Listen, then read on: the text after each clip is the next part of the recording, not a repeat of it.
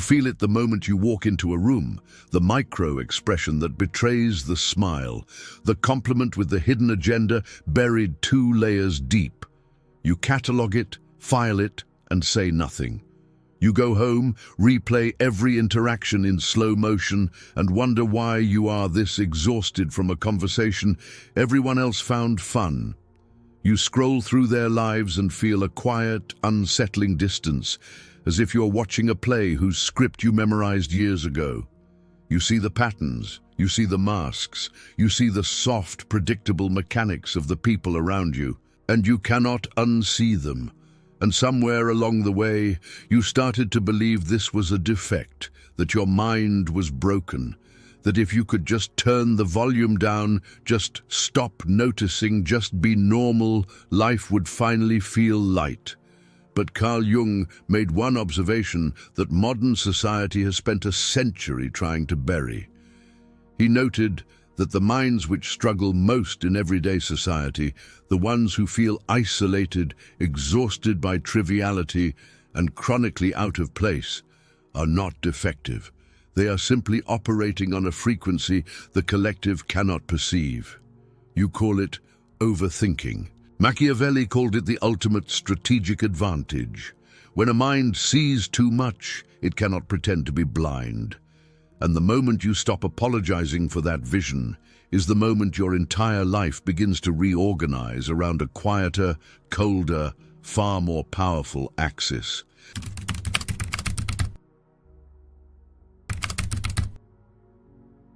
Read that twice, because you have been losing that struggle your entire life, and no one ever told you a war was being waged. From the earliest classrooms, you were trained to flatten yourself, to dim the questions you asked, to stop noticing the contradictions in the adults around you, to smile when the social script demanded a smile, even when every cell in your body was registering dishonesty in the room. This is not an accident. This is the architecture of the collective.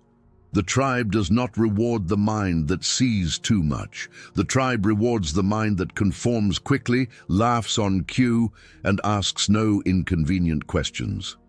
The system needs you smooth, predictable, and slightly anesthetized. It needs you to believe that your hyperperception is a flaw to be medicated, a quirk to be socialized away, a curse to be apologized for. Because a mind that truly sees, a mind that has integrated its perception, cannot be sold a lie. It cannot be flattered into compliance. It cannot be guilt-tripped into shrinking. And that, to a system built on collective sleepwalking, is the most dangerous mind of all. So here is what this video will give you. Not comfort, not the soft permission slip you have already been handed 1,000 times. I am going to walk you through the deep psychology of what you actually are, using the precise frameworks of Carl Jung and the cold strategic clarity of Machiavelli. You will understand why your isolation is not a wound, but a perimeter, why your overthinking is not malfunction, but elite cognitive architecture, why your inability to fit in is the exact prerequisite for inner sovereignty, and by the end, you will possess a framework so clarifying that the question, is there a place in this world for someone who sees through the masks, will be replaced by a quieter, more dangerous question.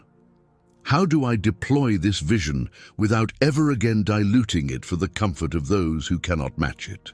If these ideas resonate with you, hit that subscribe button for more top-tier content.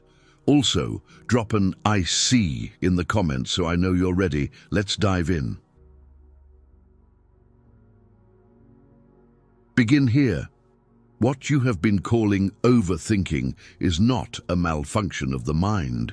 It is a feature of a specific psychological architecture, and once you see its blueprint, you will never again pathologize yourself for possessing it. In clinical terms, it is a high cognitive processing load. In strategic terms, it is the architecture of the observer. A standard mind processes a conversation as a conversation. Your mind processes a conversation as a conversation, plus the subtext beneath the conversation, plus the emotional weather of every participant, plus the historical pattern of the speaker, plus the three possible motives behind a single sentence, plus the inconsistency between what was said in this room and what was said in a different room 6 weeks ago. You are not running one process. You are running 7 in parallel, in real time, while maintaining a polite smile. Of course you are tired. You are not weak. You are carrying a cognitive load that the people around you cannot even register exists. The Polish psychiatrist Kazimierz Dabrowski identified this exact pattern decades ago and called it overexcitability. The tendency of certain minds to process intellectual, emotional, and sensory data at significantly higher intensity than the norm. He did not see it as a disorder. He saw it as the raw material of advanced human development. Now layer Machiavelli over that diagnosis. Machiavelli observed that the prince who survives is not the strongest, not the most charming, not the most loved. The prince who survives is the one who reads the room before the room realizes it is being read. Strategic thinking begins with strategic observation, and strategic observation is precisely what your nervous system has been running, unsupervised and unframed, since you were a child. You were not overthinking. You were performing the foundational act of all high IQ psychology, gathering intelligence before committing energy. The problem is not the architecture. The problem is that no one ever told you what you were carrying. You were handed a sovereign instrument and told it was a defect. You spent decades trying to silence the very faculty that, properly deployed, becomes the source of your inner sovereignty. Now we must look at the others, not with contempt, with precision. Because until you understand why the collective rejects the perceptive mind, you will keep mistaking their rejection for your own inadequacy. Carl Jung described a phenomenon he called participation mystique, a psychological state in which an individual is so fused with the collective consciousness of their tribe that they cannot distinguish their own thoughts, feelings, and values from the inherited atmosphere around them. They feel what the tribe feels. They believe what the tribe believes. They are offended by what the tribe is offended by. They have not, in any meaningful sense, individuated. They are a node in a network, not a sovereign self. Most people you have ever met live in this state. This is not an insult. It is a clinical description of the default condition. Now consider what happens when a participation mystique mind encounters a mind that has begun to step outside the collective field, a mind that observes the tribe rather than merging with it. Your presence does not feel neutral to them. It feels destabilizing. Your silence reads as judgment. Your questions read as attack. Your refusal to perform the expected social rituals reads as arrogance. You have not done anything to them. You have simply failed to dissolve into the shared trance, and the unconscious mind interprets that failure as a threat. This is why you have spent your life sensing a low, unspoken friction in rooms where you did nothing wrong. You were not paranoid. You were perceiving accurately. The tribe was registering a sovereign signal, and the tribe was responding to it the way tribes have always responded to it, with subtle exclusion, social cooling, and quiet pressure to conform. And here is the part no one tells you. Even Jung himself paid this tax. When his intellect outgrew his colleagues, when his theories diverged from the orthodoxy of his era, he was professionally isolated, personally abandoned, and forced into one of the most documented psychological crises in the history of deep psychology. He emerged from it not broken, but individuated. The lesson is permanent. The price of seeing is solitude. Every gifted mind, every strategist, every philosopher, every observer worth studying has paid this exact tax. You are not cursed. You are enrolled in a lineage. So let us name what you have actually been carrying, because the language you have been using is wrong, and the wrong language has been keeping you small. You have been calling it loneliness. It is not loneliness. Loneliness is the ache of someone who wants the company of the tribe and cannot access it. What you feel is something Jung described far more precisely: the experience of individuation, the slow, often painful separation of the sovereign self from the inherited collective mind. It feels like loneliness because you have nothing to compare it to. You assume that if you just tried harder, smiled more, agreed faster, you would feel connected. But you have tried. You have tried for years. And every time you succeeded in blending, you came home feeling hollow, slightly nauseous, vaguely ashamed of the version of yourself you had just performed. That is not the data of someone who needs to try harder. That is the data of a psyche that has outgrown the costume. You have been calling it overthinking. It is not overthinking. Overthinking is unstructured rumination on the same point. What you do is multi-layered pattern recognition, which is the foundational skill of every great strategist, every great therapist, every great negotiator, every great writer. The difference between rumination and strategic thinking is direction. Rumination loops, strategic thinking advances.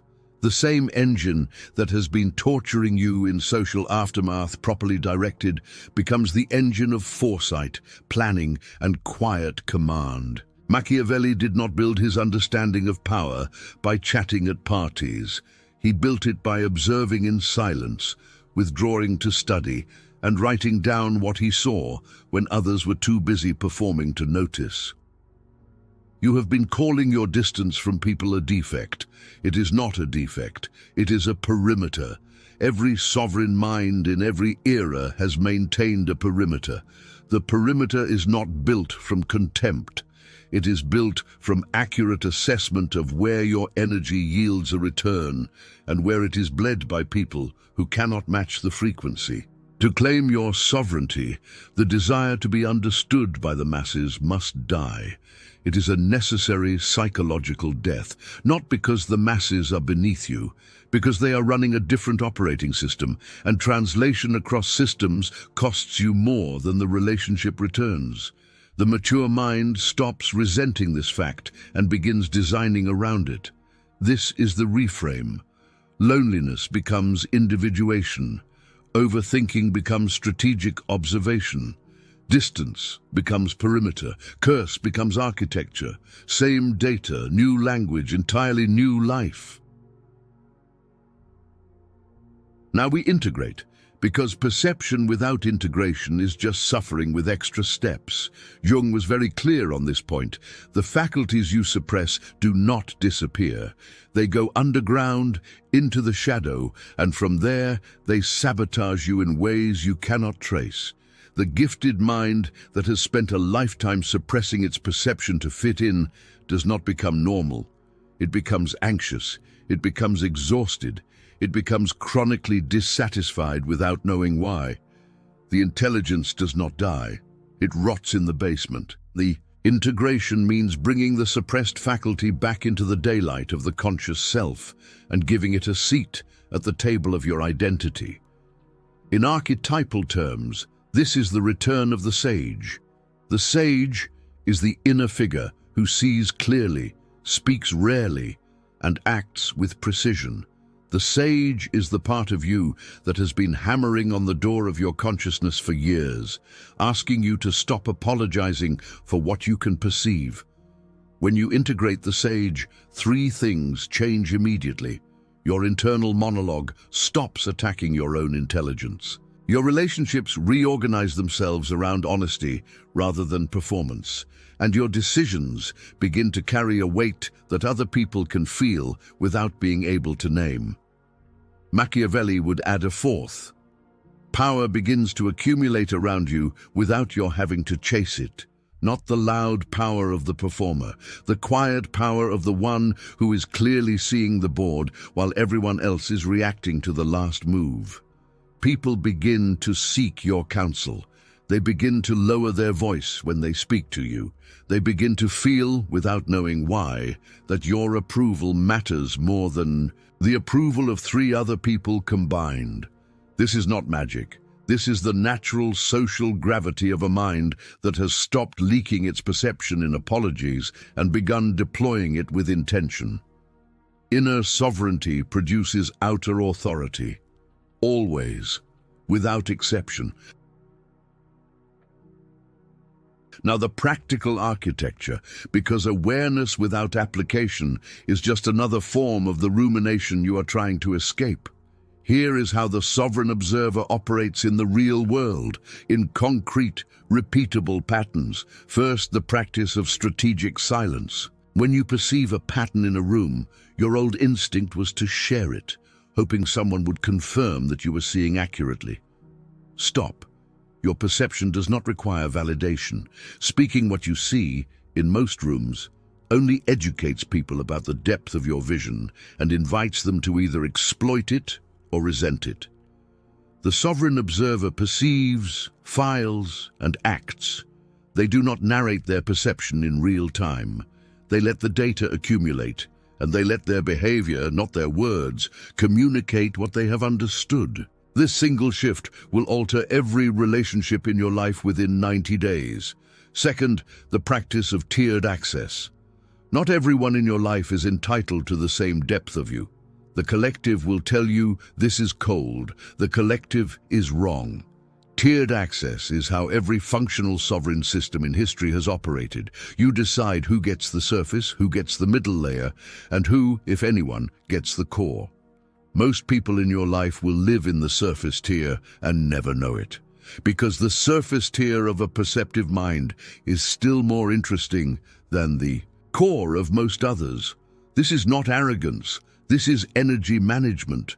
Your perception is a finite, regenerating resource. You allocate it the way a strategist allocates capital. Third, the practice of deliberate solitude. Not the accidental loneliness you have been suffering, but scheduled, structured, intentional withdrawal. The mind that sees too much must regularly retreat into silence to process what it has gathered. This is not optional. This is maintenance. Every philosopher, every strategist, every figure in the lineage of deep psychology has built deliberate solitude into their architecture. You will too, and you will stop apologizing for it. When someone tells you that you spend too much time alone, you will recognize that statement for what it is. The participation mystique mind trying to pull you back into the field. Smile, file the data, return to your work. Fourth, the practice of non-reactivity. The collective will test you. They will say provocative things to see if your composure breaks. They will misread your silence and try to bait you into defending yourself. They will project motives onto your behavior and wait for you to scramble for explanation. The sovereign observer does not scramble. The sovereign observer notes the test, declines to take it, and continues. Every act of non-reactivity strengthens the perimeter. Every act of defensive explanation weakens it. Within a year of consistent non-reactivity, the people around you will treat you with a quality of respect you have never before experienced, and you will not have asked for any of it. You will have simply stopped paying the tax of constant self-justification. This is the operational architecture of the sovereign observer: strategic silence, tiered access, deliberate solitude, non-reactivity, 4 practices, infinite leverage. Together, they form the perimeter inside which your perception finally has room to become what it was always meant to be. Not a curse, but a compass. Not a wound, but a weapon of clarity. Not a sentence, but a sovereignty.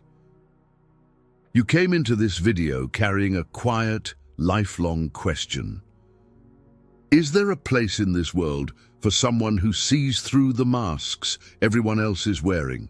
You can let that question dissolve now, because the answer was never about finding a place inside the existing world. The answer was about building your own. The gifted loner is not a tragic figure. The gifted loner is the seed form of every sage, every strategist, every architect of inner sovereignty who ever walked the earth. Jung named the process. Machiavelli named the application. Your only remaining job is to stop apologizing for the equipment you were issued and begin operating it with intention. You will still feel the old pull. The pull to dilute, to over-explain, to chase the approval of people whose operating system cannot run your perception. When that pull arrives, remember the lineage you belong to. Remember that the minds you most admire across history all paid this exact tax. Remember that your distance from the tribe is not your failure, it is your initiation. The exhaustion you have carried is not the cost of being broken. It is the cost of having been unframed. And now you are framed. Now you have the map. Now the same perception that has been bleeding you in unstructured form will begin to compound in structured form, quietly, invisibly, into the kind of life that other people cannot understand and will not stop watching. If you have made it this far, I want you to do one thing. In the comments, write the words, "Sovereign Observer," not as a slogan, as a declaration, as a private contract with yourself that the old apology ends here, that the sage you have been suppressing is given permission to come home, that from this moment forward, your perception is no longer a defect you manage, it is a domain you govern. And if you are ready to keep going, this channel is where the work continues. We do not deal in shallow comfort here. We decode the deep architecture of the mind using Jung, Machiavelli, and the lineage of thinkers who refuse to be flattened by the collective. If you are committed to building your inner sovereignty, to mastering your shadow, to converting your perception into power, subscribe. This is not content. This is initiation. And the next layer is waiting. And whatever you do, don't stop now. The on-screen video matters more than you think. Trust me, you don't want to miss it. I'll see you there. See what others miss, know what others fear, become who others can't.